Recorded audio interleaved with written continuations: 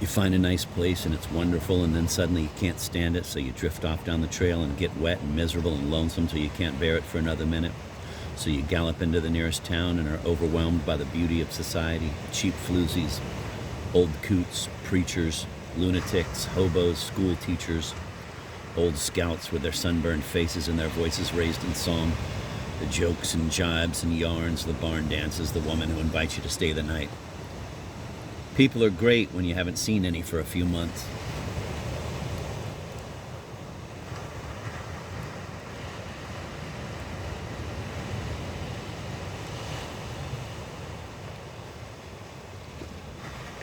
So you find a job in an apartment, settle down, get comfortable, think this time it's for real, and 2 minutes later you're broken-hearted, mad, miserable, and back in the saddle again. This is the basic cowboy pattern. From Pleasant Gulch, me and old Dan headed for Dodge with all the China, and 10 miles beyond the little crazy river. A rattler sprang at us and Dan shied away and I slid off and we busted a gravy boat. And one morning a grizzly came into camp and I reached for something to throw at him and I tossed my teapot. It was the worst trip. And the next night, 2 cougars snuck in and stole my pants as I slept, and it was snowing and I headed for a little town called Pit City. Rode along in my underwear, cold and soaked to the skin, and a woman waved from a porch. People smiled at me, and a nice lady cried out from a white frame house, "My brother Dusty is just your same size, mister. If you need a pair of pants, you can have one of his. And if you haven't eaten, I'll rustle you up a plate of grub. And if you care to sit and talk a spell, why, that'd be just hunky-dory."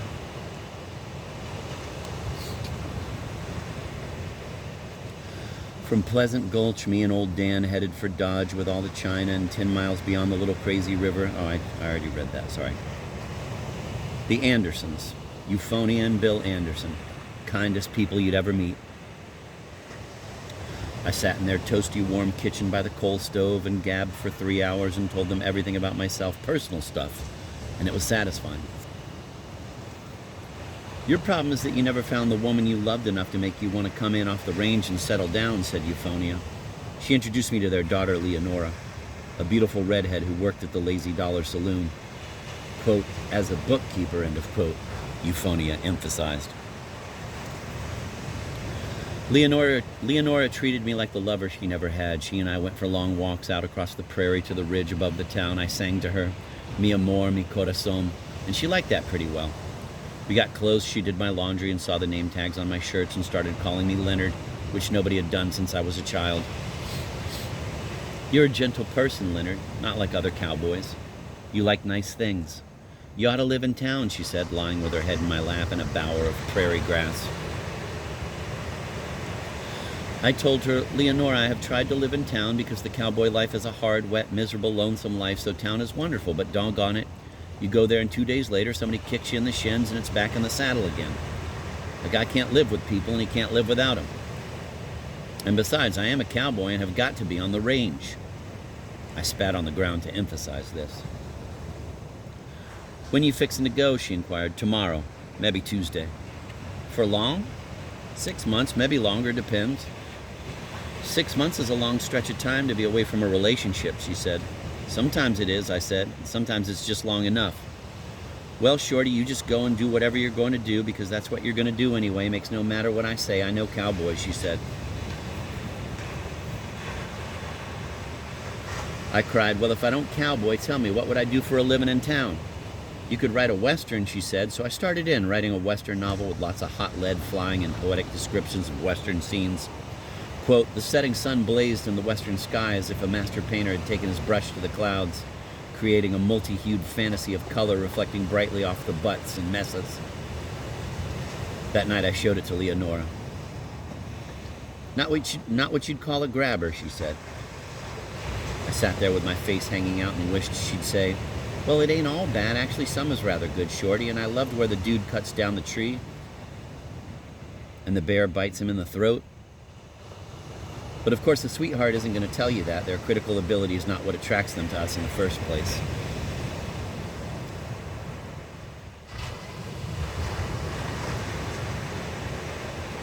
She was the prettiest woman I ever knew in my life, the sweetest, the kindest. I discovered that Amaryllis was Leonora's China pattern, too. She had 4 place settings, as I did. Together we'd have 8. It was tempting to consider marriage. and yet she had a way of keeping me on a short rope. She'd look at me and say, "What are you thinking?" "Nothing," I'd say, "nothing in particular." "What is it?" she'd ask. "I don't care to talk about it," I'd say. "Silence is a form of anger," she said. "A person can be just as aggressive with silence as they can be with a gun."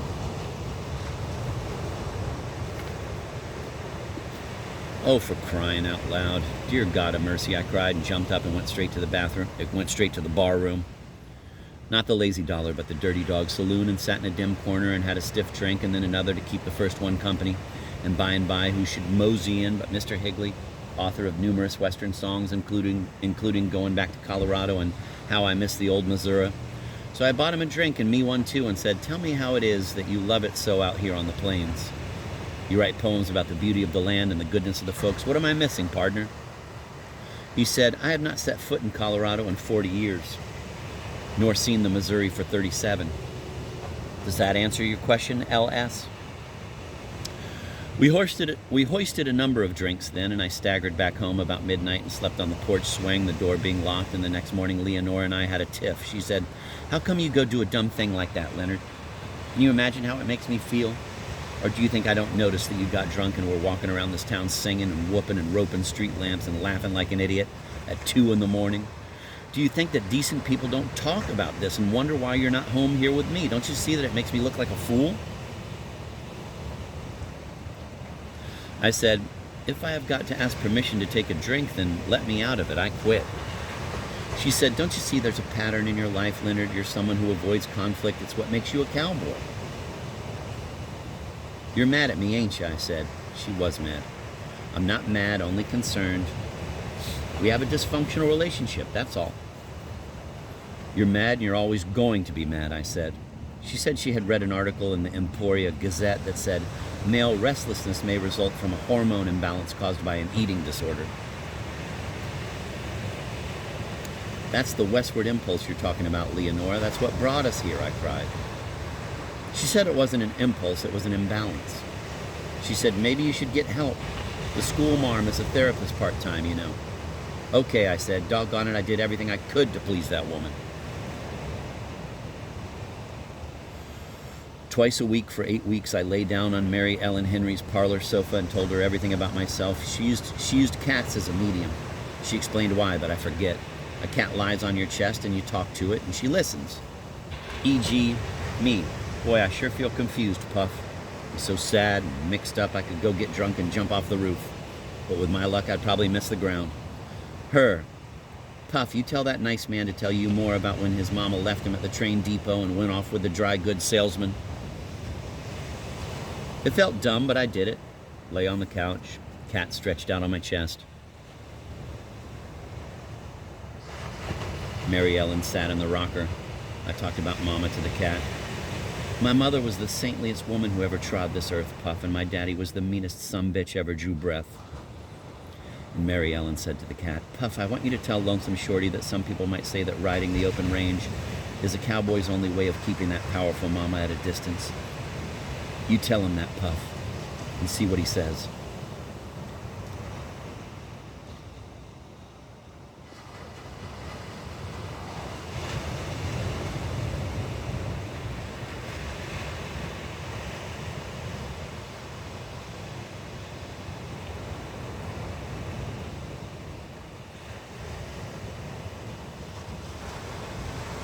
"Why, Puff, I believe that is the biggest crock of horse poop I've heard yet," I replied. "Puff," she said, "remind Shorty of how his mama ran his daddy off so she could control her boy better."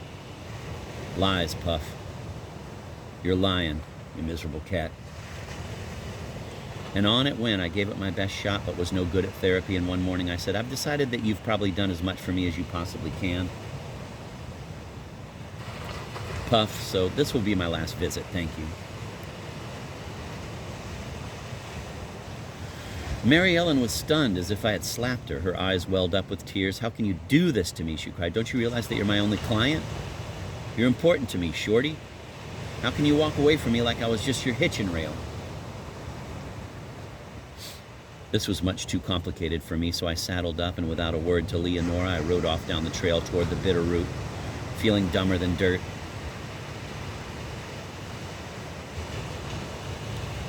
Couldn't bear to be alone, couldn't bear the company. Thought it might be due to a lack of fluoride. Or it could be genetic. It's hard to tell. My daddy left home when I was 2. If we had any fluoride, he took it with him.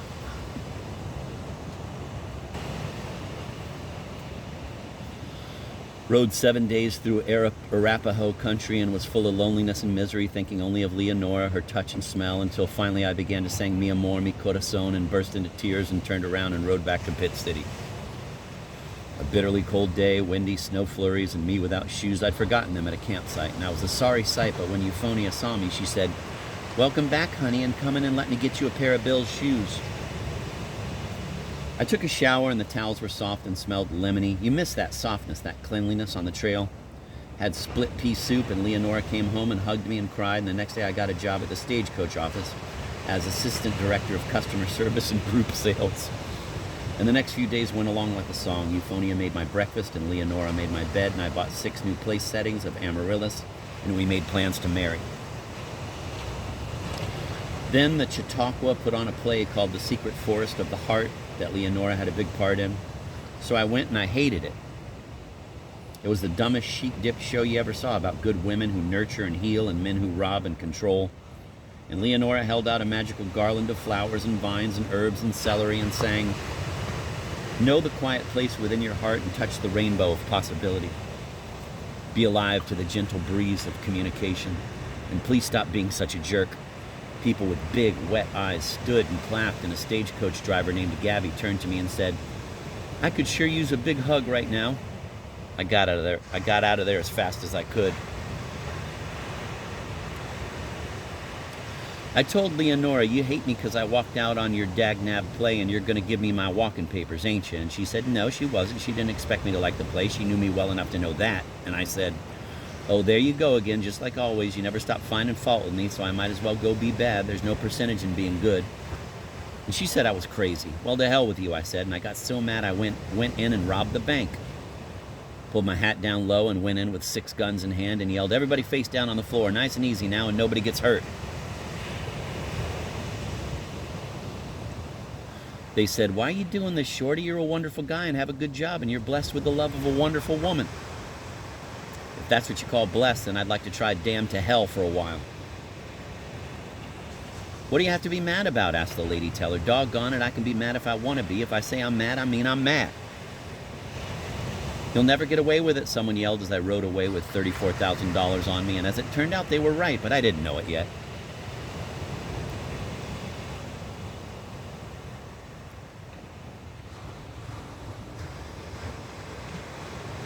I headed off across the sandy flats on Old Dan toward the big mesas, rode hard for a week, then lay back. I was rich and lonesome as an old galoot.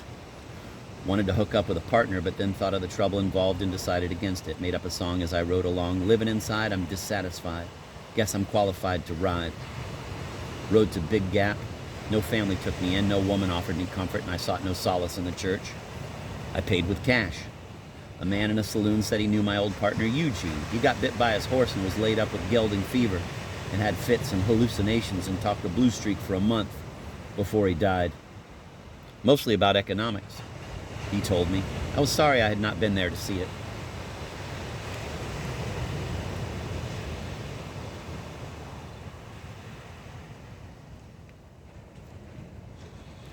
I rode on. I tried not to think about Leonora, but I missed her terribly.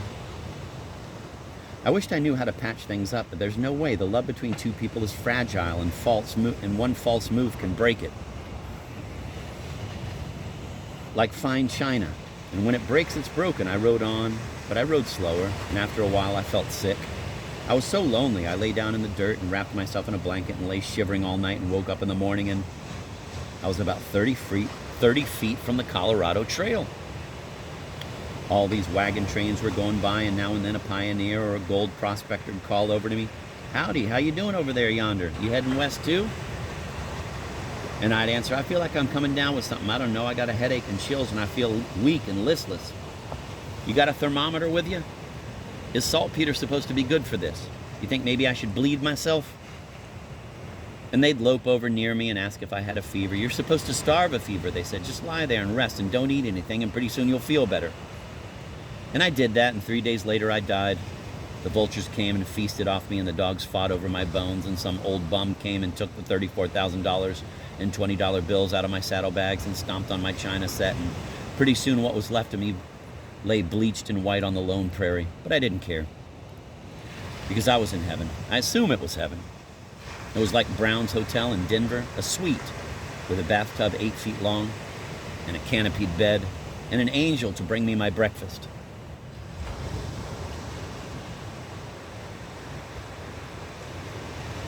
It's a good breakfast: fresh biscuits and butter and 2 strips of thick, crisp bacon and 2 eggs, soft poached, and fried potatoes, and all of it on a beautiful pale blue amaryllis plate.